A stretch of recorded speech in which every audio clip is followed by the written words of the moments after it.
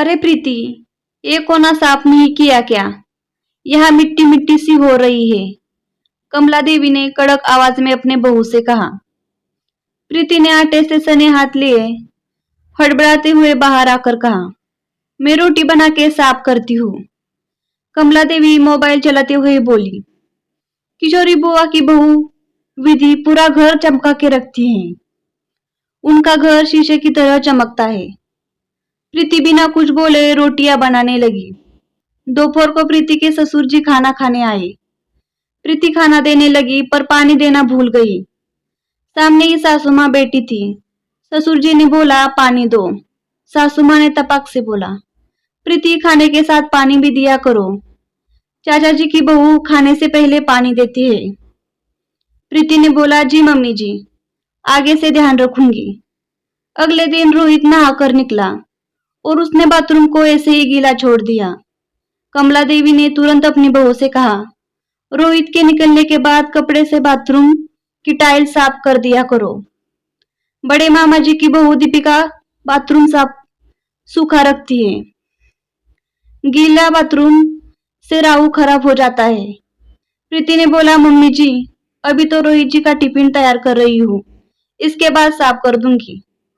रोहित के चले जाने के बाद कमला देवी और प्रीति बेटे बात कर रहे थे। तभी बातों बातों में कमला देवी ने बोला, अशोक मौसा जी की बहू पूरे घर का ख्याल रखती है, पूरे घर को संभाल लिया है। मौसी जी आराम से घूमती है, कोई टेंशन नहीं है। प्रीति बोली, आरती भाभी की शादी को 15 साल हो गए हैं। आप भी पापा जी के साथ पास वाले पार्क में चले जाया कीजिए। आपको घूमना भी होगा और पापा से 2-4 बातें भी हो जाया करेगी। तभी कमला देवी ने तपाक से बोला, ना बाबा ना, मेरे बस की नहीं है। मेरे घुटनों में दर्द रहता है और बच्चे वहां क्रिकेट खेलने आते हैं। अगर घुटने में गेंद लग गई और बिस्तर पकड़ लिया तो फिर मेरी सेवा कौन करेगा? मेरी किस्मत बहन जैसी थोड़ी ना है। 2 दिन बाद प्रीति को अपने सूट सिलवाने के लिए टेलर के पास जाना था।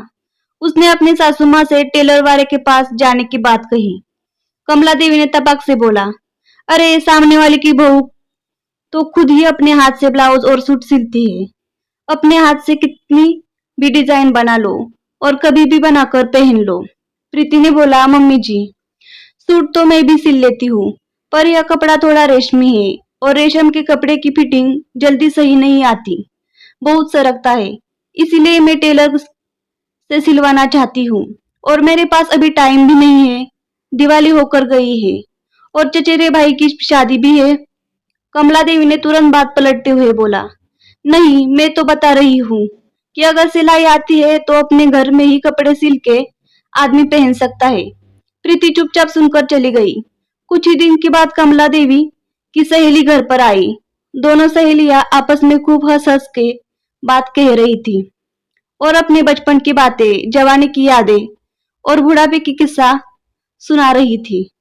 तभी प्रीति दोनों के लिए नाश्ता लाई और प्रीति वहीं पर बैठ गई। कमला देवी की सहेली ने प्रीति से पूछा, शादी को 1 साल हो गया है, घर कैसा लग रहा है? अब तो कमों की जिम्मेदारी कम हो गई होगी।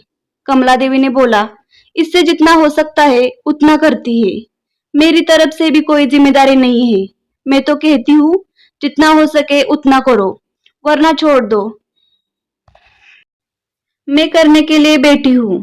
प्रीति यह सुनकर अपनी सासू माँ का मुंह ताकती रह गई।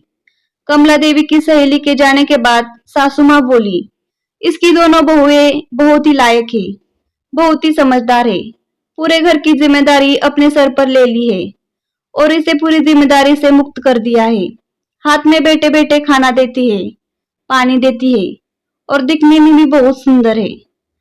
सर्वगुण संपन्न घर की है, पर जरा सा घमंड भी नहीं।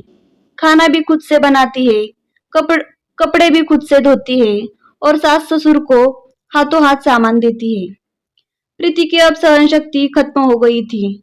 वह बोली, मम्मी जी, सबकी बहू सर्वगुण संपन्न है। आप हमेशा कहती है कि उनकी बहू यह करती है, इसकी बहू यह करती है, मौसी की बहू यह करती है, चाचा की बहू वो करती है, और आपकी बहू क्या करती है? आपने कभी वह देखने की कोशिश की है? सिर्फ आपकी बहू कुछ नहीं करती है, आपको सिर्फ मेरे में कमियां ही नजर आती है। मैं आपकी अपनी माँ की तरह सेवा करती हूँ, पर आपने कभी मुझे बेटी के रूप में नहीं देखा। मम्मी जी, आप मुझे बेटी ना सही, कम से कम मुझे बहू के रूप में तो देखिए। मैं क्या करती हूँ, कितना करती हूँ, यह भी तो देखिए। मम्मी जी, दूर के ढोल सुहाने होते हैं, सब में कमियां होती है। मैंने आपकी और चाची जी की फोन पर बात सुनी थी। वो अपनी बहू की कितनी बुराई कर रही थी। इस घर में आए हुए मुझे 1 साल ही तो हुआ है। धीरे धीरे एडजस्ट कर रही हूँ, सीख रही हूँ। कमला देवी अवाक होकर सब सुन रही थी।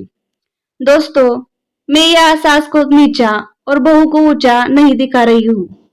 हमारे समाज में बहुओं की तुलना हमेशा रिश्तेदार की बहुओं से की जाती है, जो कि सही नहीं है।